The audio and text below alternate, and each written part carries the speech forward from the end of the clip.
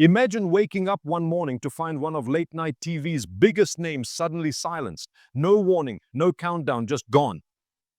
That's exactly what happened to Jimmy Kimmel after a single on-air remark set off a firestorm that almost cost him his show forever.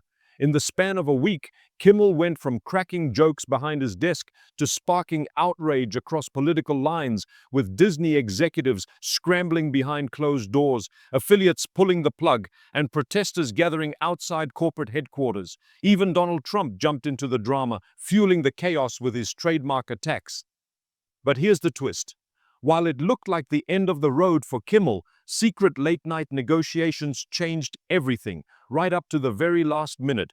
And what came out of those talks might shock you even more than what got him suspended in the first place. So what exactly pushed Jimmy Kimmel off the air?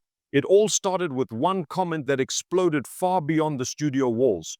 During his show, Kimmel took aim at Donald Trump and the MAGA crowd's reaction to the shocking death of conservative activist Charlie Kirk.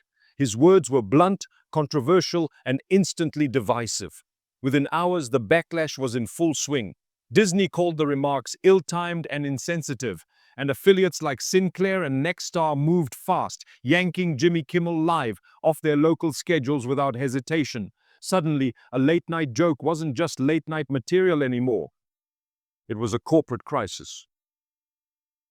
Kimmel wasn't just sidelined. His show was officially labeled preempted indefinitely. No one knew if that meant a week, a month, or the end of his run altogether. And with protests brewing outside Disney's headquarters and critics piling on from both sides of the political spectrum, the question became, was this the moment Jimmy Kimmel's career finally hit a breaking point? Did the cameras stay dark? A high-stakes drama was unfolding behind Disney's closed doors.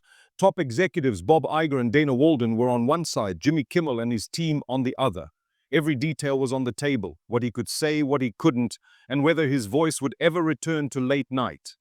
The talks weren't simple. Over the weekend, insiders say it was a non-stop storm of texts, calls, and emergency paperwork. Both sides knew the decision would shape not just Kimmel's future, but Disney's public image. By Monday morning, it all came down to the wire. Finally, a deal was struck, and according to one insider, the agreement ended with a bold promise. Jimmy will say what Jimmy wants to say. In other words, Kimmel wasn't backing down, and Disney knew silencing him any longer could make the firestorm even worse. As Disney scrambled to find a solution, the noise outside the boardroom only grew louder. Protesters gathered outside Disney's headquarters, holding signs and chanting for every day. The list of voices grew. The entertainment world wasn't just watching, it was uniting. And for Disney's leadership, that meant time was running out. But while Hollywood stood with Kimmel, there was another storm brewing, one fueled by politics, and one name kept coming up again and again. No late-night scandal stays out of politics for long, and this one had Donald Trump's fingerprints all over it. At Charlie Kirk's memorial, Trump used his speech to launch fresh attacks on Jimmy Kimmel, mocking him as talentless and obsessed with ratings. His words poured gasoline on an already raging fire, giving Kimmel's suspension a new life in the headlines. But then something unexpected happened. As Disney prepared to reinstate Kimmel, Trump suddenly went quiet. No angry post on Truth Social, no televised rant, just silence.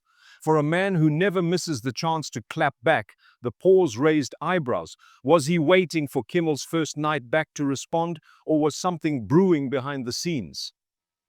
Either way, Trump's history with Kimmel made it clear the feud wasn't over. If anything, Kimmel's return set the stage for the next round in their ongoing war.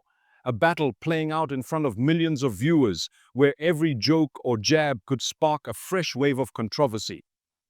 Even after Disney gave Jimmy Kimmel the green light, the fight wasn't over. Some of the most powerful ABC affiliates, Sinclair and Nexstar, flat out refused to air his show. Instead of late-night laughs, viewers in those markets got local news and filler programming. Their reason? Kimmel's comments were, in their words, ill-timed and insensitive.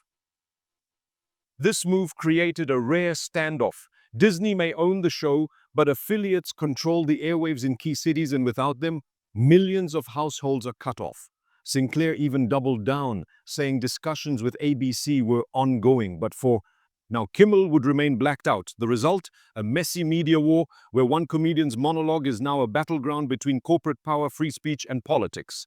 And while Disney tried to put out the fire, the affiliate drama showed the controversy wasn't just about what Kimmel said.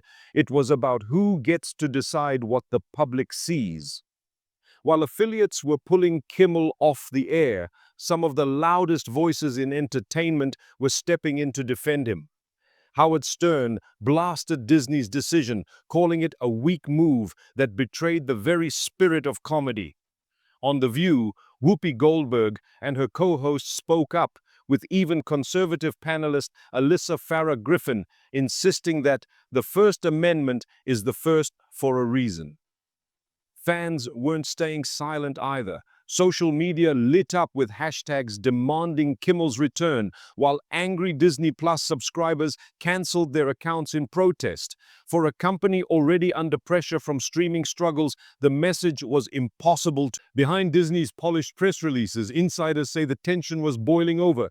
Reports surfaced of deep disagreements within the company's top ranks. Some executives argued that standing by Kimmel would alienate conservative audiences and affiliate partners, while others warned that silencing him was a public relations disaster. CEO Bob Iger and Disney Entertainment chief Dana Walden were stuck in the middle, forced to weigh politics, business, and creative freedom all at once. The backlash from Hollywood heavyweights only made things messier. Every new celebrity statement or subscriber cancellation turned the spotlight back on Disney's leadership. Publicly, the company insisted outside pressures didn't influence the final call, but one insider admitted the truth bluntly. It became such a mess, the only solution was to get this over with sooner than later. In the end, Disney wasn't just protecting Kimmel's show, they were protecting their own image. With Disney's sign-off secured, Jimmy Kimmel Live is set to return with a full studio audience, celebrity guests, and all the late-night energy fans expect. But the big question is, how will Kimmel handle it? Will he go straight at Trump, call out Disney, or slip back into comedy as if nothing happened?